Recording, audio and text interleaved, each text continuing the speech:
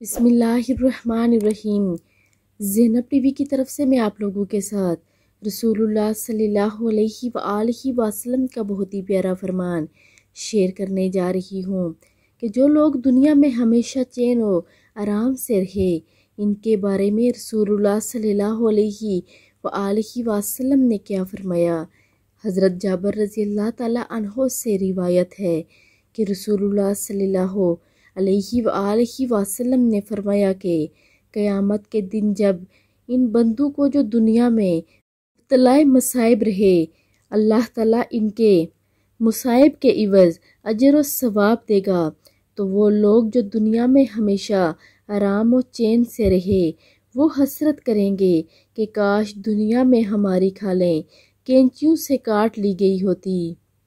یعنی دنیا میں ہم جو مصائب جھیلتے ہیں، اللہ رب العزت اس کے عوض ہمیں بہت زیادہ اجر و ثواب دے گا، اور جو دنیا میں ہمیشہ آرام و چین کی زندگی بسر کرتے ہیں، وہ یہ حسرت کریں گے کہ ہماری کھالیں کینچیوں سے کاٹ لی گئی ہوتی، کہ ہمیں بھی ایسا اجر و ثواب ملتا۔ انسان کو جو کانٹا ہی چبھتا ہے یا اس کی کوئی چیز ہی گم ہوتی ہے، تو اللہ تعالیٰ اس کے عوض اس کو اجر و ثواب دیتے ہیں۔ اللہ رب العزت ہمیں عمل کرنے کی توفیق عطا فرمائے، آمین ثم آمین۔